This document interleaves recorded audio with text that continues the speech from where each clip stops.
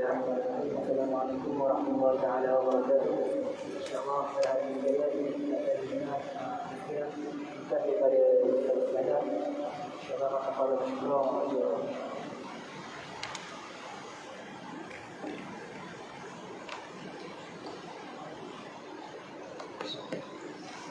Bismillahirrahmanirrahim. Alhamdulillahirabbil alamin wassalatu wassalamu ala asyrafil anbiya'i wal mursalin. Nabiyina Muhammadin wa ala alihi wa sahbihi ajma'in. Subhanaka la ilma lana illa ma 'allamtana innaka antal alimul hakim. Qala rabbi shrah li sadri wa yassir li amri wa hlul 'uqdatam min lisani yafqahu qawli amma ba'd. Tuan-tuan dan puan, profesor-profesor, hadirin hadirat muslimin muslimat yang dirahmati Allah Subhanahu wa taala. Alhamdulillah, kita panjatkan rasa syukur kita pada Allah Subhanahu wa taala dengan limpah kurniaannya. Kita diberikan kesempatan oleh Allah Azza wa Jalla untuk masih lagi diberikan kesempatan untuk hidup di atas muka Allah Azza wa Jalla, untuk sama-sama kita menambahkan amal bekalan kita untuk kita bertemu dengan Allah Subhanahu wa taala. Mudah-mudahan peluang yang diberikan kepada kita ini kita tidak sia-siakan dan kita mempergunakan dengan sebaik yang mungkin. Mudah-mudahan Allah Azza wa Jalla menerima ibadah kita dan masukkan kita semuanya ke dalam syurga Allah Subhanahu wa taala, insya-Allah. Tuan-tuan dan puan yang dirahmati Allah Subhanahu wa taala, pada minggu yang sebelum ini kita telah membicarakan berkaitan dengan bagaimana malaikat mencabut nyawa orang yang beriman dan roh orang kafir.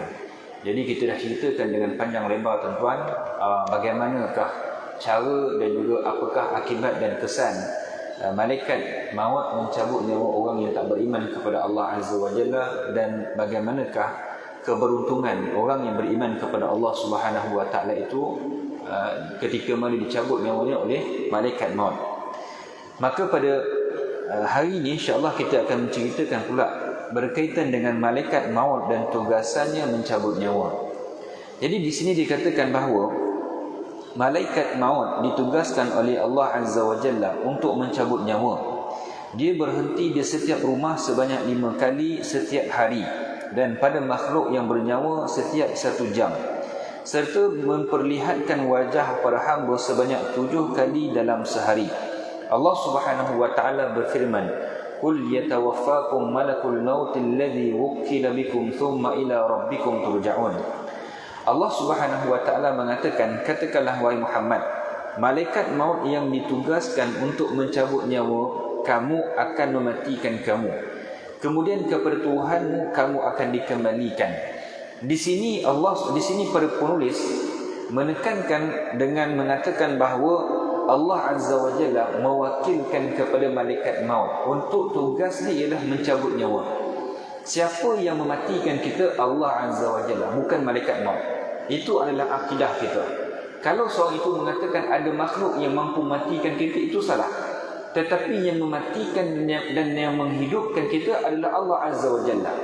Cumanya dengan perantaraan malaikat maut yang Allah Subhanahu wa taala utuskan kepada kita untuk cabut nyawa kita ketika mana saat dan ajal ketika itu telah sampai kepada kita. Ketika mana kita hari ini, tuan-tuan, berhadapan dengan bahaya, berhadapan dengan ancaman dan sebagainya, tetapi nyawa dan ajal kita belum tiba, takkan mati lagi.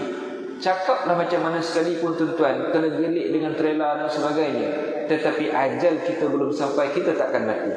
Tapi dengan hanya sekadar kita jatuh tiba-tiba, tuan-tuan, tercucuk duri, tiba-tiba saat itu ajal kita telah sampai, kita akan mati.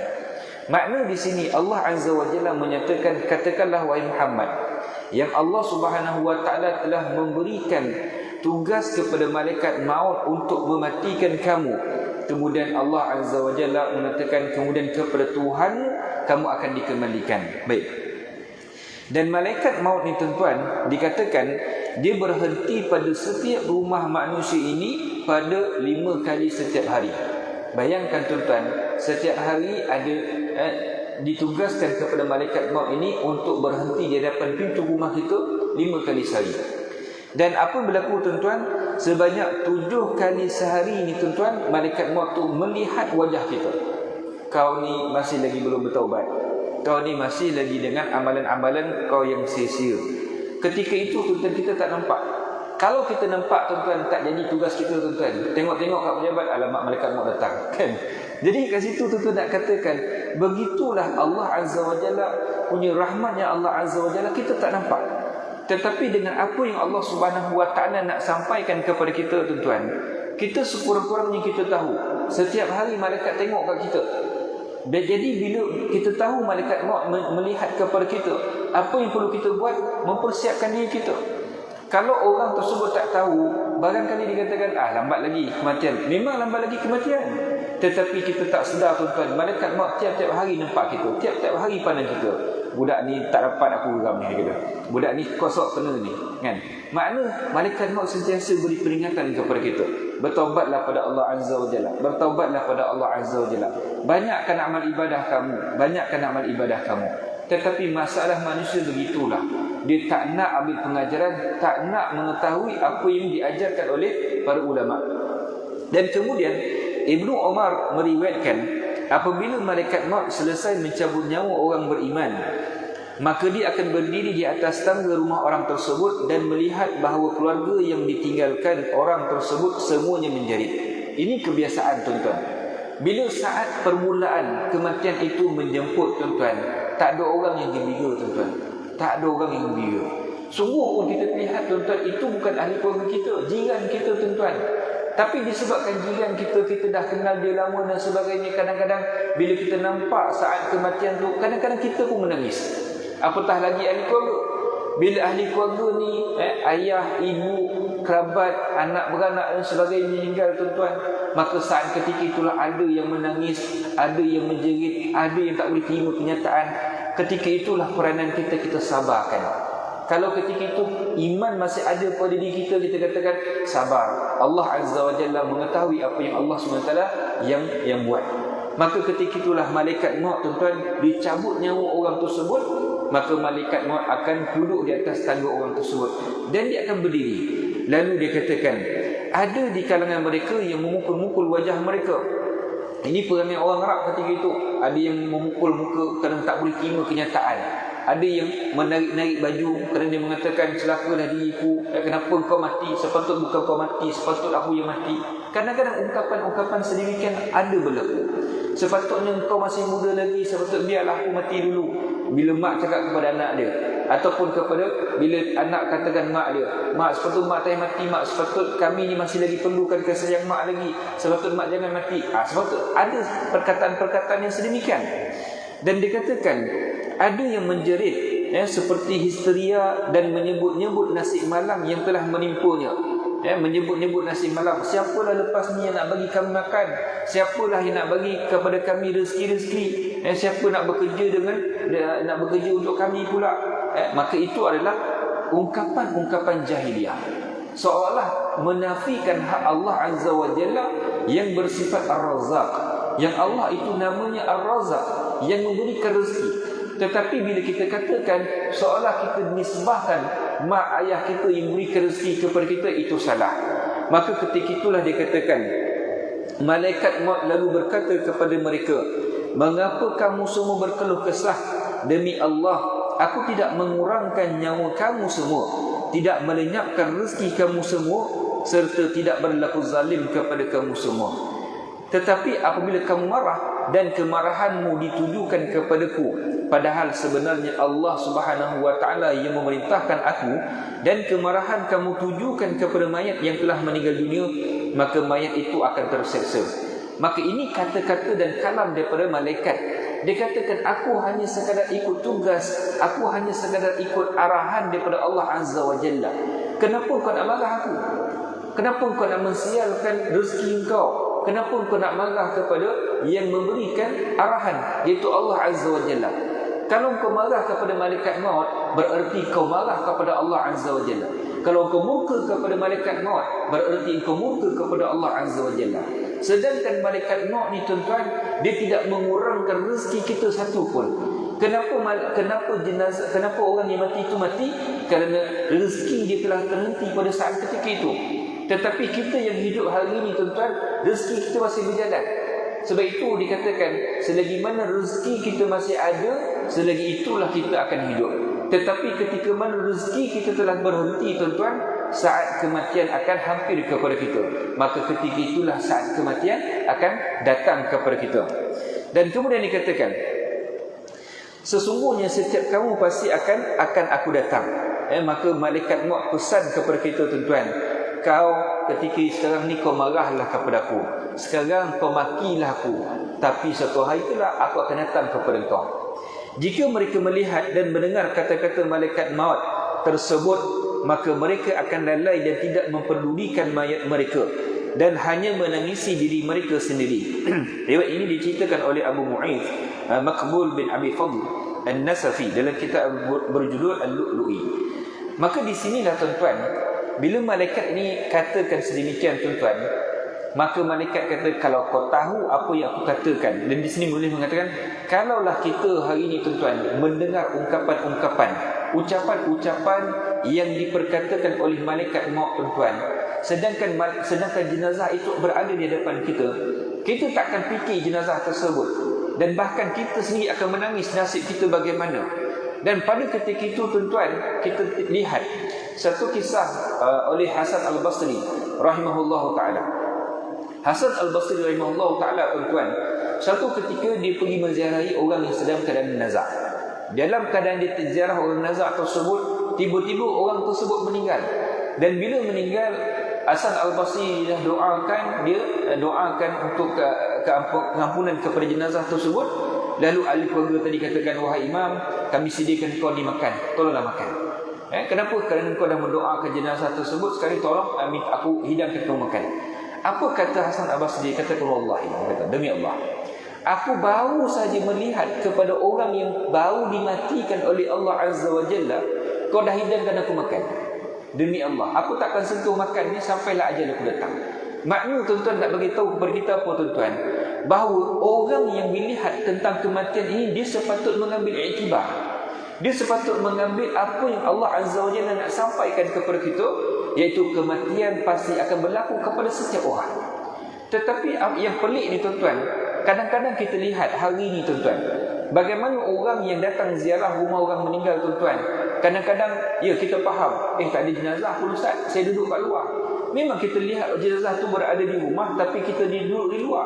Tapi kadang-kadang perbualan kita tu tuan-tuan, seolah kita berada dalam majlis happy birthday tuan-tuan. Cerita tentang orang ni, cerita tentang orang itu. Kadang-kadang kita cerita pula keburukan jenazah yang berada dalam rumah tersebut. Kita ceritakan pula tentang apa yang jenazah tersebut buat, keaiban-keaiban jenazah tersebut. Seolah kita tak mengambil manfaat dan kita tak mengambil ibrah pengajaran daripada kematian tersebut.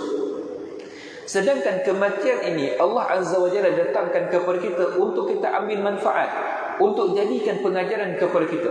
Letakkan diri kita hari ini, kalaulah ketika mana kita duduk di hadapan jenazah, kita letakkan diri kita sebagai jenazah, dan kita dengar orang yang bercakap dengan kita, orang buruk-burukkan kita, orang kata itu dan ini dan sebagainya. Apa kita rasa? Dan bahkan kalau kita lihat ketika mana jenazah berada di hadapan kita sekalipun tuan-tuan, kita datang tengok, okeylah dah meninggal, kita balik. Kadang-kadang tak sampai macam tu tuan-tuan. Dan bahkan lebih teruk tuan-tuan, kita boleh bergurau-gurau depan jenazah tersebut, kita bergurau senja, bergurau dengan orang kerabat kita, dengan kawan-kawan kita dan sebagainya. Maka itu kita katakan orang tersebut tak mengambil pengajaran daripada kematian. Salafun salih Imam Hasan Al-Basri rahimahullah ta'ala, diceritakan sedemikian tuan-tuan, sampaikan dikatakan, demi Allah aku takkan menyentuh makanan ini, kerana aku baru sahaja melihat kepada kematian, dan kalau aku meletakkan diri aku sebagai orang yang mati tadi, bagaimana aku nak menghidupkan amalan-amalan aku.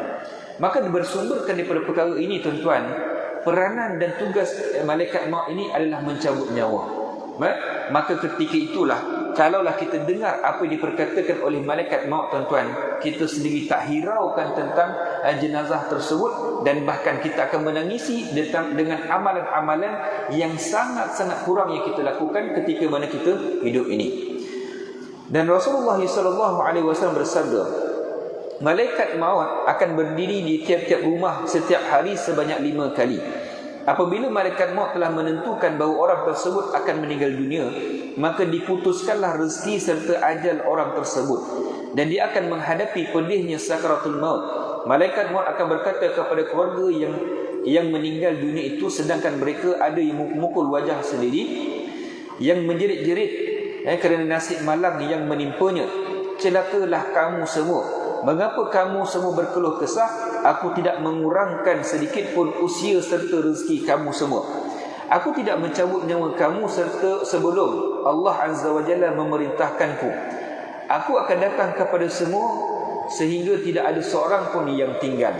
Maka di sini Nabi SAW memberikan ingatan kepada kita bahawa malaikat maut akan berdiri di tiap-tiap rumah setiap hari sebanyak 5 kali. Maka dengan 5 kali itulah tuan-tuan, sepatutnya kalau cukup sekali saja tuan-tuan, malaikat maut duduk di hadapan pintu rumah kita, kita dah jadi insaf tuan-tuan. Sepatutnya ini kan 5 kali kita rasa tak cukup tuan-tuan. 5 kali, Nabi nak banyak kali tuan-tuan, nak 100 kali. 100 kali saya kata tuan-tuan, memang ketika itu memang kita takkan insaf. Dengan sekali pun tuan-tuan, sepatut kita dah ambil ibrah.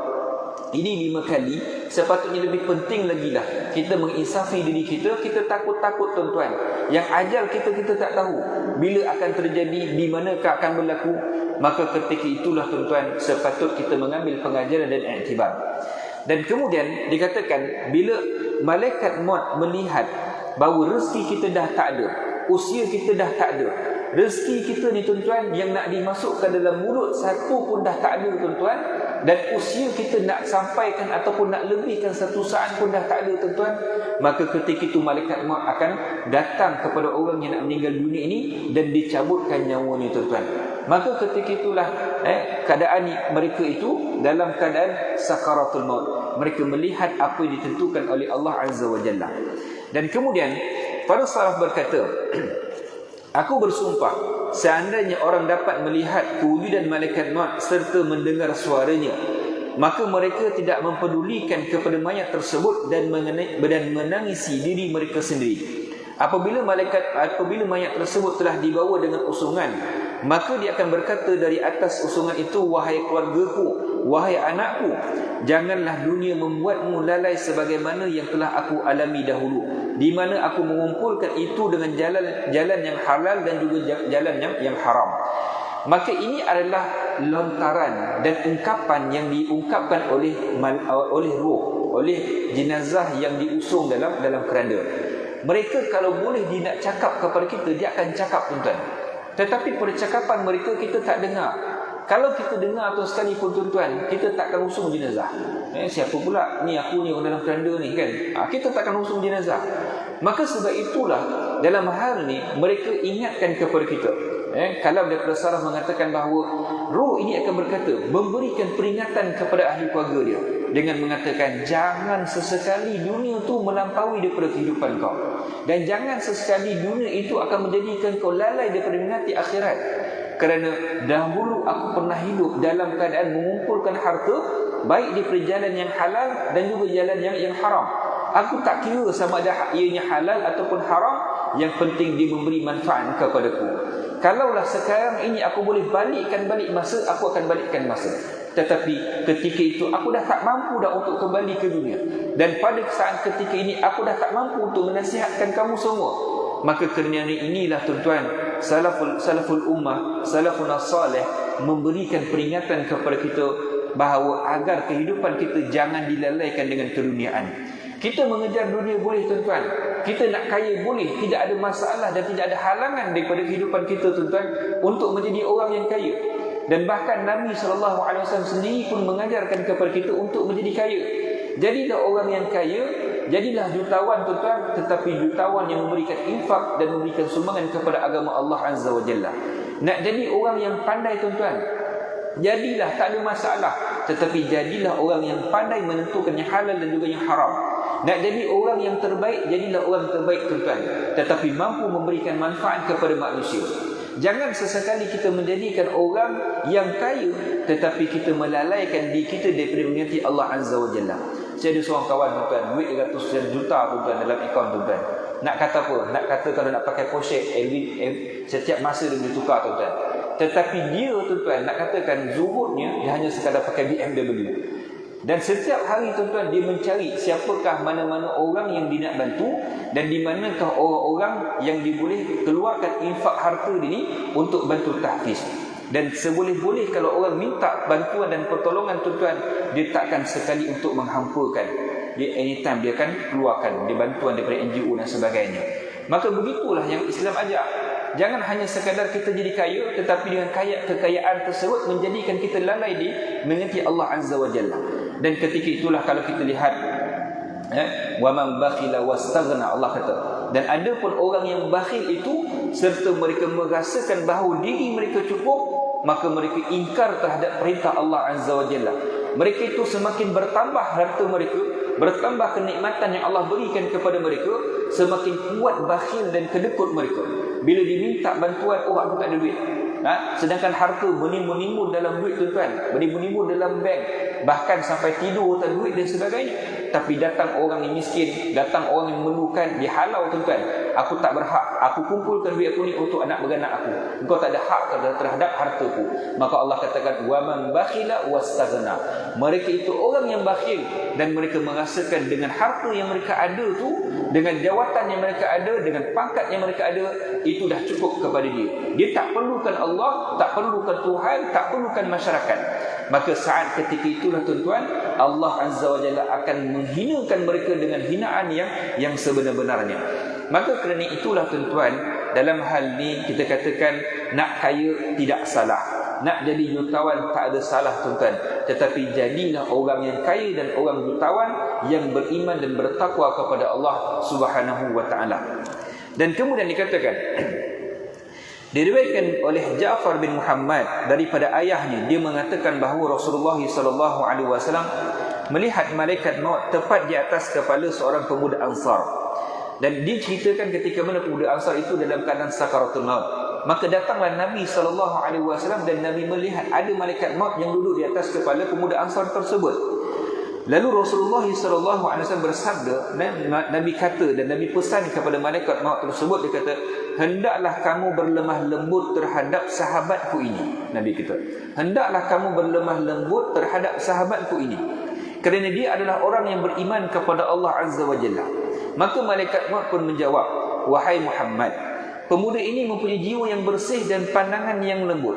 Aku pasti akan berlemah lembut terhadap setiap orang yang beriman. Aku sentiasa memberi salam kepada semua penghuni rumah, sebanyak 5 kali setiap hari, kerana aku lebih tahu apa yang telah dilakukan untuk dirinya, baik ketika kecil maupun setelah dewasa. Demi Allah, wahai Muhammad, apabila Allah telah menentukan nyawanya yang akan dicabut, maka aku pasti melaksanakan keputusannya tanpa mampu untuk mengubahnya. Maka ini adalah dialog Nabi SAW bersama dengan malaikat maut, dengan mengatakan, wahai malaikat maut, cabutlah nyawa orang yang beriman kepada Allah Azza wa Jalla dengan lemah lembut, dengan yang paling terbaik. Maka malaikat maut kata, wahai Muhammad, aku tahu wahai Muhammad apa yang mereka kerjakan setiap hari. Kerana 5 kali sehari aku datang ziarah mereka. Aku lihat apa yang mereka lakukan. Ketika mana tengah solat, aku tengok sama ada dia tengah tidur ataupun tidak. Ketika mana orang sedang berjemaah, aku lihat sama ada dia berjemaah ataupun tidak. Ketika mana orang semua sedang beribadah, aku tengok dia tengok TV ke tidak. Tengok suamiku pendosa dan sebagainya kan. Setiap hari mereka tengok kita tuan-tuan. Adakah kita nak cong lagi malaikat? Adakah kita nak tipu lagi malaikat? Tidak mampu tuan-tuan. Maka kerana itulah malaikat mengatakan, apabila Allah Azza wa Jalla telah menentukan takdir kematian dia, pasti aku akan lakukan, dan aku takkan mampu ubah walaupun 1 saat, ataupun mempercepatkan walaupun 1 saat, dan aku pun takkan mampu untuk mengubah orang tersebut kepada orang yang lain. Contoh, tersalah mati tuan-tuan, tersalah tarik nyawa, tak boleh, ni salah orang ni. Tak, malaikat takkan macam tu tuan-tuan. Dan malaikat maut, kalau sekali Allah perintahkan ni orang ni, pasti orang ni, dia takkan tersalah orang. Tiba-tiba ni tersalah orang ni, masuk balik nyawa dia, cabut nyawa orang lain, takkan terjadi tuan-tuan. Takkan terjadi. Sungguh pun kita lihat orang tadi dah mati asal tuan-tuan, tiba-tiba hidup balik tuan-tuan dengan bantuan daripada doktor dan sebagainya, bukan bermakna kita katakan malaikat salah cabut nyawa kan. Malaikat salah cabut nyawa, dia dah kembali balik nyawa dia, maka hidup balik. Tak tuan-tuan. Kerana apa tuan-tuan? Kerana kematian masih lagi boleh datang kepada dia. Masih lagi ada rezeki yang mungkin boleh masuk dalam mulut pada ketika itu. Maka kita tengok tuan-tuan, dah bernyawa balik semula tuan-tuan, boleh tak dimakan? Dia boleh makan. Maka kerana itulah dia masih hidup pada saat ketika itu. Dan kalau kita lihat bila dikatakan rezeki itu dah tak ada tuan-tuan, maka masuklah apa sekalipun dalam mulut dia akan keluar. Masukkan air sekalipun tuan-tuan, dia akan keluar balik. Petanda kepada kita tuan-tuan bahawa rezeki dia sampai tahap ketika itu saja. Maka kerana itulah Allah Azza wa Jalla tarik nyawa mereka. Dan Al-Mawardi menceritakan Ja'far bin Muhammad berkata, aku mendengar bahawanya malaikat memberikan salam kepada mereka pada waktu solat. Ini adalah ungkapan-ungkapan salaful ummah ketika kerana mereka hati mereka yang bersih. Keterangan tersebut menunjukkan bahawa malaikat maut menjadi wakil Allah Azza wa Jalla untuk mencabut nyawa semua makhluk, dan dia sentiasa melakukan tugasnya apabila Allah Azza wa Jalla memberikan perintah kepadanya. Ibnu Atiyah berkata dalam satu hadis dia ceritakan bahawa nyawa semua binatang termasuk binatang ternakan terus dicabut oleh Allah Azza wa Jalla tanpa perantaraan malaikat maut, seolah-olah Allah menghilangkan kehidupannya. Kemudian dia berkata, satu kemuliaan bagi Bani Adam kerana nyawa dicabut oleh malaikat maut dan beberapa malaikat yang lain. Allah Subhanahu wa taala menciptakan malaikat maut untuk mencabut dan mengeluarkan roh daripada badan, dan pasukan yang sentiasa mematuhi perintah malaikat maut. Allah Subhanahu wa taala berfirman, "Walau tara iz yatawaffal ladzina kafarul malaikatu yadribuna wujuhahum wa adbarahum wa zuqu azabal hariq." Dan kalau engkau melihat ketika para malaikat mencabut nyawa orang-orang kafir seraya memukul muka dan belakang mereka dan berkata, rasakanlah olehmu siksaan neraka yang membakar, tentulah kamu semua akan merasa ngeri. Dalam ayat yang lain Allah mengatakan, wa huwal qahiru fawqa ibadihi wa yursilu alaikum hafazatan hatta idza jaa ahadukumul maut tawaffathu rusuluna wa hum la yufarritun. Dan dialah yang punya kekuasaan tinggi, tertinggi di atas semua hamba-Nya, dan diutuskannya kepada kamu malaikat hafazah, sehingga apabila datang kematian kepada salah seorang di antara kamu, dia diwafatkan oleh malaikat kami, dan malaikat kami itu tidak lalai daripada menunaikan kewajipan. Baik. Di sisi kita tuan-tuan, sebahagian ulama membincangkan berapa ramai malaikat yang ada di sisi kita. Yang pertama, kiraman katibin, dua malaikat yang mencatat. Raqibun atidun, dua malaikat yang menulis kita punya. Dan satu malaikat dinamakan sebagai malaikatul hafazah, malaikat yang menjaga. Malaikatul hafazah ni tuan-tuan, yang tak ramai bincangkan berkaitan dengan malaikatul hafazah. Malaikat hafazah ni tugas dia apa tuan-tuan? Malaikat hafazah ni ialah tugas dia menjaga kita daripada sebarang bencana, daripada sebarang bahaya, daripada sebarang perkara-perkara yang Allah Azza wa Jalla tak izinkan. Satu buat kisah contoh tuan, satu hari ni berlaku pada saya tuan-tuan.